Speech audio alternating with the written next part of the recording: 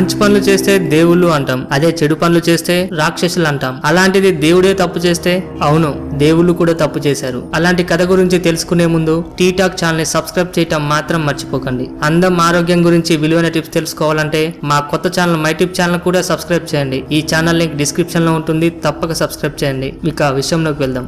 అదే ఇంద్రుడు అహల్య కథ. ఈ కథను తెలుసుకునే ముందు ఇంద్రుడు ఎవరో అహల్య ఎవరో తెలుసుకుందాం. ఇంద్రుడు దేవతలకు రాజు, స్వర్గానికి కూడా అధిపతి. అహల్య బ్రహ్మ సృష్టిలో ఎంతో మంది అందగత్తెలు ఉన్నారు, అందులో అహల్య ఒకరు. బ్రహ్మ అహల్యను గౌతముడనే ఋషికి ఇచ్చి అహల్యకు యుక్త వయసు వచ్చే వరకు తన దగ్గర పెంచి తిరిగి తీసుకురమ్మని ఆజ్ఞాపిస్తాడు.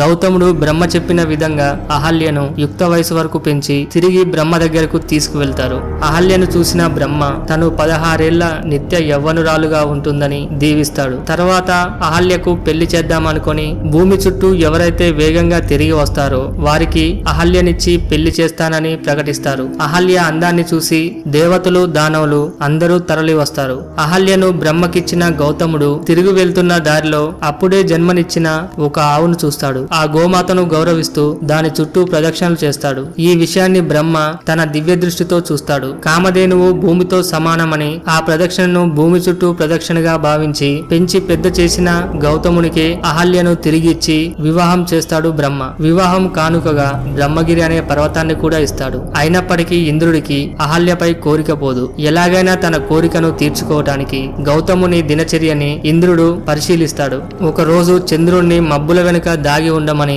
ఇంద్రుడు ఒక కోడే కూస్తాడు. అప్పుడు గౌతముడు తెల్లవారిందనుకొని స్నానం చేయటానికి నదికి పోతాడు. ఆ సమయంలో ఇంద్రుడు గౌతముని రూపంలో వచ్చి తన కోరికను తీర్చుకుంటాడు. కొన్ని పుస్తకాల ప్రకారం అహల్య దివ్య దృష్టి ద్వారా వచ్చినవాడు ఇంద్రుడే అని గ్రహించినప్పటికీ దేవతలకి రాజవడం వల్ల లొంగిపోతుంది అని కొన్ని పుస్తకాల్లో రాసుంటుంది. కొంతమంది మాట ప్రకారం నిజంగా గౌతమునే అనుకొని అతనితో శృంగారంలో పాల్గొనిందని చెబుతుంటారు. అతనితో శృంగారంలో పాల్గొన్న తర్వాత తిరిగి వచ్చిన గౌతముడు ఆ విషయాన్ని గ్రహించి కోపంతో ఇంద్రునికి సహాయం చేసిన చంద్రుణ్ణి, అతని భార్య అహల్యను, ఇంద్రుణ్ణి ముగ్గురిని శపిస్తారు. సహాయం చేసినందుకు చంద్రుని ఒంటి నిండా మచ్చలుంటాయని శపిస్తాడు. ఏ అందం వల్ల అహల్యకు ఈ పరిస్థితి వచ్చిందో ఆ అందం ఇకపై ఉండదని, తను ఒక రాయిగా మారాలని అహల్యను శపిస్తాడు. వీటన్నిటికీ కారణమైన ఇంద్రుని చూసి కోపంతో ఇకపై నీ పురుషాంగం ఉండదని, దేనికోసమైతే ఈ దారుణానికి పాల్పడ్డావో అది నీ ఒంటి నిండా కలిగి ఉంటుందని శపిస్తాడు. అందువల్ల తన ఒంటి నిండా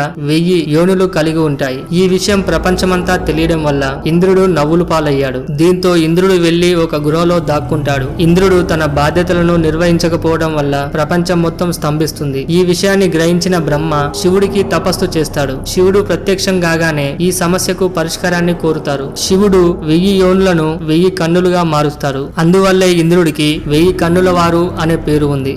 త్రేతాయుగంలో రాముడి పాదస్పర్శ తగిలి రాయిగా ఉన్న అహల్య తిరిగి శాప విమోచనం పొందుతుంది. చివరిగా ఈ కథలోని నీతి ఏంటంటే రావణుడు లాంటి రాక్షసుడైనా ఇంద్రుడు లాంటి దేవుడైనా శిక్ష మాత్రం తప్పదు. చూశారు కదా ఈ వీడియో పైన మీ విలువైన అభిప్రాయాన్ని కామెంట్ రూపంలో పంపించడం మాత్రం మర్చిపోకండి. ఈ వీడియో మీకు నచ్చినట్టయితే లైక్ చేయండి, షేర్ చేయండి. ఇలాంటి మరికొన్ని ఇంట్రెస్టింగ్ విషయాల గురించి తెలుసుకోవాలంటే టీ టాక్ ఛానల్ ని సబ్స్క్రైబ్ చేయడం మాత్రం మర్చిపోకండి. అందం ఆరోగ్యం గురించి విలువైన టిప్స్ తెలుసుకోవాలంటే మా కొత్త ఛానల్ మై టిప్ ఛానల్ కూడా సబ్స్క్రైబ్ చేయండి. ఈ ఛానల్ లింక్ డిస్క్రిప్షన్ లో ఉంటుంది, తప్పక సబ్స్క్రైబ్ చేయండి. Thank you for watching.